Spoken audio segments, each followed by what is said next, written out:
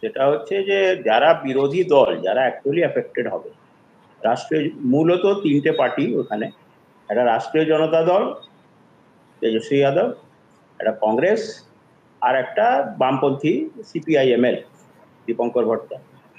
এই তিনজন, এই তিনটে পার্টি এক পিটিশন ফাইল করেছে, সুপ্রিম কোর্টে গেছে, একটা আন্দোলনও করেছে, কিন্তু সেইভাবে এই যে একটা ব্যাপক হারে দেখা যাচ্ছে যে আমি বাকি সব জিনিস ভুলে গেলাম। একটা বিএলও যে অ্যাকচুয়ালি ইলেকশন কমিশনের প্রতিনিধি, একদম লোয়েস্ট লেভেলে বুথ লেভেলে ইলেকশন কমিশনের প্রতিনিধি, সে ইলেকশন কমিশন তাকে অ্যাপয়েন্ট করেছে, একটা আইনে অ্যাপয়েন্ট করেছে, এবং সে সই জাল করছে, কার? ভোটারের সই জাল করছে। ইলেকশন কমিশন তো প্রথম দিনই ওই ধরনের বিএলও কে সে জারি চাপে করে থাকে। ওই বিএলও, ওই বিডিও, দু চারটা ইলেকশন কমিশনের তো এফআইআর করার কথা, কিন্তু ইলেকশন কমিশনই আবার বলে দিচ্ছে যে হ্যাঁ হ্যাঁ আপলোড করে দাও, সই করে আপলোড করে দাও। এ মারাত্মক যে জায়গায় যাচ্ছি আমরা। যদি 2%ও হয় তাহলে 16 লক্ষ সই জাল হয়েছে ওখানে, মানে 8 কোটি ভোটার, 2%ও হলে 16 লক্ষ সই জাল হয়ে গেছে, এবং বিএলও সেই সই জাল করে আপলোড করে দিয়েছে। এইটা একটা মারাত্মক জায়গায় যাচ্ছে। তার মানে এনিথিং ইজ পসিবল নাও, এবং সব খুব খোলামেলাই হচ্ছে, খুব একটা কেউ লুকোচ্ছে না, কেন ইয়ে হচ্ছে না, কেন। আমি এই কথাটাই বলছি, আজকে যদি ভোটার তালিকার সঙ্গে বায়োমেট্রিকে লিংক করা হয়, আপনি কিন্তু আবার সই জাল করতে পারেন, আপনি আবার আঙুলের ছাপ জাল করতে পারেন না। সেটা কেন করা হচ্ছে না? সেটা করার টেকনোলজি এখন আমাদের আছে।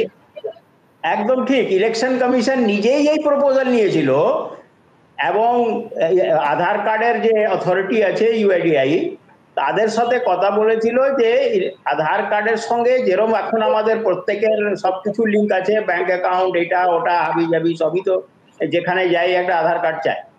তাহলে ভোটার কার্ড এপিক বা ভোটার লিস্ট এপিকের সঙ্গে ইলেকশন কমিশনই তো প্রপোজাল নিয়েছিল যে আধার কার্ডকে লিঙ্ক করবে, এবং ওই বায়োমেট্রিক বা রেটিনা ইমেজটা থাকবে, যেটা দিয়ে ভোটারকে আইডেন্টিফাই করা যাবে, আর ডুপ্লিকেশন হবে।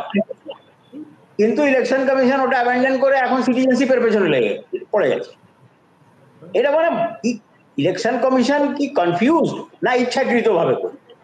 আমার তো মনে হচ্ছে কনফিউজ নয়, মোটেও কনফিউজ নয়। কনফিউশনে খুব ছোটখাটো টেকনিক্যাল ব্যাপারে হয়, কিন্তু এইরকম ব্যাপক হারে, আর যেটা যেটা পূর্ববক্তা বললেন, এই ডিফাইন্ড অ্যাটিটিউড ভোটারের সবসময়। আমরা চিরকালই ইলেকশন কাজ যখন করেছি, যখনই কোনো কাজ শুরু হয়েছে, প্রথম কাজ আমরা যেটা করতাম, পলিটিক্যাল পার্টিগুলোকে ডাকতাম, এবং সেখানে চিৎকার চেঁচামেচি, এটা ওটা, এটা করতে হবে, ওটা করতে হবে, এটা দিতে হবে, ওটা দিতে হবে, এইসব করে একটা রেজলিউশন হতো, এবং হ্যাঁ ঠিক আছে ঠিক আছে বোঝাপড়া হয়ে যেত। এটা এই কাজের জন্য কিন্তু ইলেকশন কমিশন ন্যাশনাল লেভেলে নির্বাচন ভবনে বা নির্বাচন সদনে কোনো মিটিং ডাকেনি।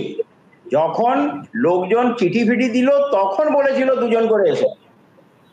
এটা তো ইলেকশন কমিশন সুমোটো করবে। পলিটিক্যাল পার্টিরা হচ্ছে একটা major stake holder election commission, ইলেকশনের করার। এই সব বিহেভিয়ার যে প্যাটার্ন যে ইলেকশন কমিশন আছে, it is not healthy for democracy. এবং আমি জানি না যারা বিরোধী পলিটিক্যাল পার্টি আছে তাদের বাধ্যবাধকতা থাকতেই পারে, যেটা পূর্ববক্তা বললেন, তাদের এত ব্যাগেজ আছে, দুর্নীতির ব্যাগেজ আছে পেছনে, হয়তো বলতে পারছে না। মিডিয়ার কথা তো ভুলেই যান, ছেড়ে দিন, মানে মেইন স্ট্রিম মিডিয়া। তাহলে এবার জনগণকে বুঝতে হবে। আপনি ইলেকশন কমিশনের হয়ে কাজ করেছেন স্টেট লেভেলে। Election commission is primarily supposed to B the defender of the interest of the elector. ভোটারের স্বার্থ তার রক্ষা করার কথা, তাই তো? রাজনৈতিক দলের হয়ে কাজ করার কথা নয়। সংবিধান বলছে সেটা ভোটারের স্বার্থ রক্ষা করবে। এর আগের দিন তো আমরা সবসময় ইলেকশন কমিশন ভোটারের স্বার্থ, ভোটার হচ্ছে সবথেকে উপরে, ভোটারের জন্য ইলেকশন কমিশনের কাজ ছিল ইনক্লুসিভ, সব ভোটারকে ঢুকিয়ে নেওয়া ভেতরে, ইনক্লুসিভ ছিল। আজকে ওটা এক্সক্লুসিভ হতে যাচ্ছে, কিভাবে নাম কাটা যায় ম্যাক্সিমাম লোকজনের। ইনক্লুসিভ কাজ ছিল।